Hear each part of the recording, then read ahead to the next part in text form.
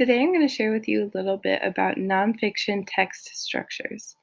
And to do so, I have a chart that tells you what type of text structure we're talking about, what the purpose of that text structure is, and then clue words that you might find in the text that help you to know that a certain text structure is being used. So, one example of a text structure or a way that a text might be organized or laid out or structured is chronological order.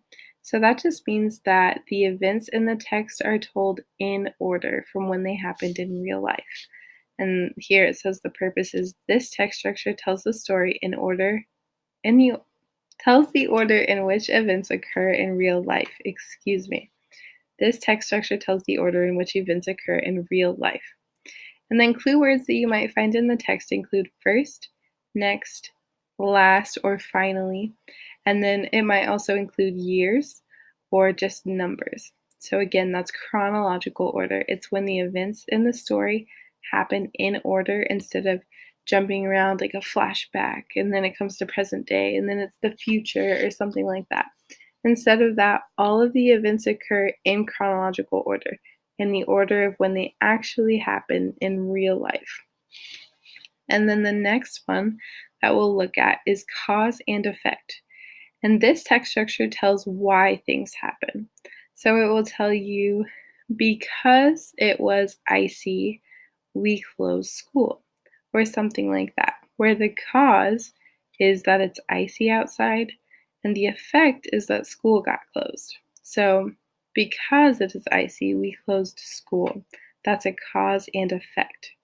And then clue words that you might look for in the story or the book or a piece of writing are because, if, when, so, and as a result. So, when it was icy outside, we closed school. Or, it was icy outside, so we closed school. Or, it was icy out, and as a result, we closed school. So you get the idea. All of these words can be used for cause and effect. The next one we'll look at is called problem and solution. And this text structure provides a problem and how it can be solved. One example of this is in the book Twister on Tuesday that we just read. And we talked about how our problem was that Jeb was being mean to Jack and he didn't want to be his friend. And then the solution, the way that it was solved, is that Jack and Annie went back to help them, to help Miss Neely and all of the kids. And then Jeb and Jack became friends. So, words that you might look for in the text include problem, solution, or resolution, but sometimes they don't have those words and they just explain in the story what happened, and you kind of have to infer. You have to use the knowledge that you already have to figure out what happened.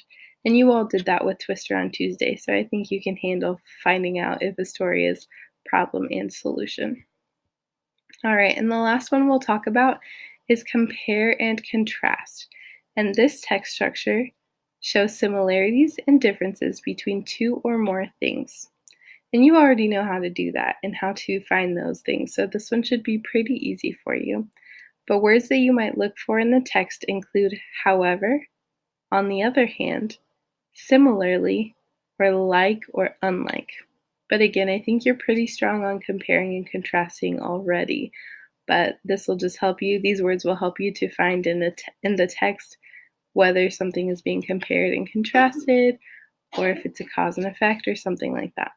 So again, the text structures that we've talked about are chronological order, cause and effect, problem and solution, and compare and contrast. And I will have this uploaded for you to download if you need it or to come back and look at it. And I will also print a copy for you to have in person so that you can keep it in your language notebook. So, all right, that is a quick overview of some nonfiction text structures, and we will dive in a little bit deeper.